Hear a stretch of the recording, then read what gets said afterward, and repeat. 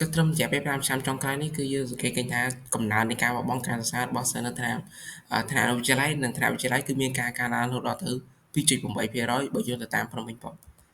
តើមានបញ្ហាអ្វីខ្លះឬមូលហេតុអ្វីខ្លះដែលធ្វើឲ្យបញ្ហានេះបានកើតមានឡើងខ្ញុំក៏បានចូលទៅសាកសួរអ្នកដែលគាត់បានបោះបង់ការសិក្សានៅកំឡុងថ្នាក់វិទ្យាល័យផងដែរដោយទទួលបាននៅចម្លើយផ្សេងៗគ្នាហើយជាច្រើនផងដែរចុងក្រោយយើងបានសរុបអឺបាននៅកត្តាធំៗ3ដែលធ្វើឲ្យគាត់បោះបង់ការសិក្សាទីមួយទាក់ទងនឹង lack of inspiration ដែលពួកគាត់បាត់បង់នូវ motivation ដូចជាអត់មានគោលដៅច្បាស់លាស់នៅកំឡុងពេលសិក្សាដែលធ្វើឲ្យគាត់អត់ដឹងថាតើគាត់នឹងត្រូវធ្វើអ្វីបន្ទាប់ទៀតក្រោយពី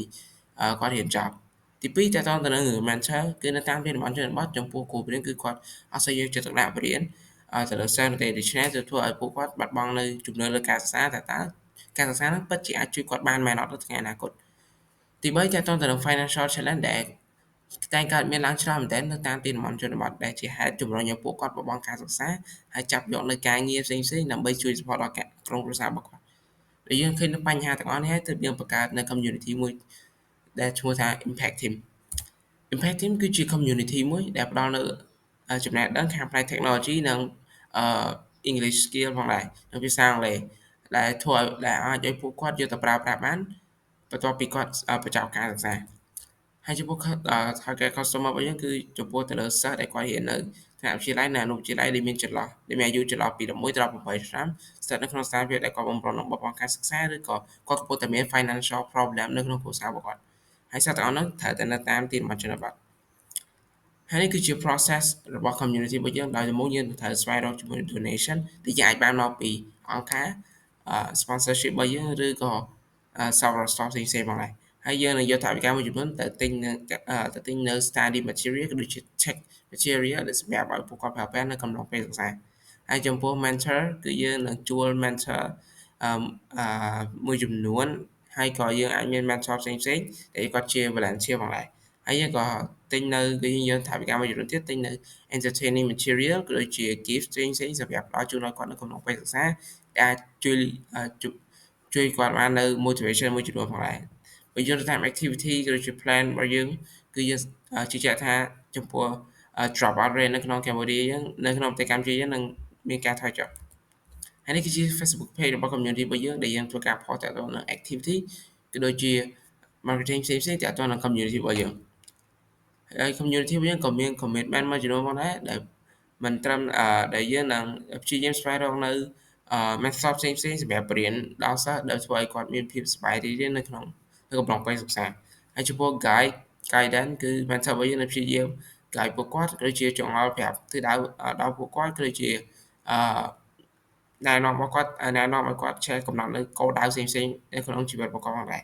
ហើយមួយទៀតទាក់ទងទៅនឹង technical and English skill គឺយើងនឹងផ្ដល់ជូនដល់ពួកគាត់ឲ្យបានល្អហើយចំពោះ funding យើងនឹងព្យាយាមរក funding បន្ថែមដើម្បីជួយ support ដល់ community របស់យើងហើយគឺជា existing solution ដែល team របស់យើងមិនថា engagement ទាក់ទងនឹង program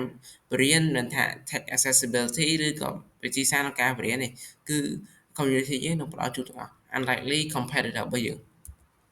ហើយចំពោះ partnership គឺយើងនឹង partner ជាមួយនឹងអង្គការខ្មែរដើម្បីការអប់រំយើងអាចហៅកាត់ថា CAN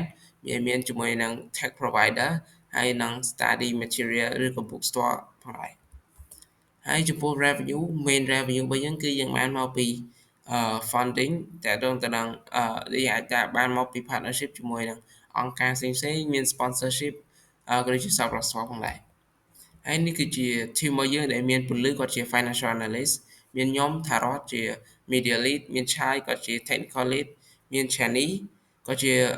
digital marketer ហើយមានឈៀវគាត់ជា community outreach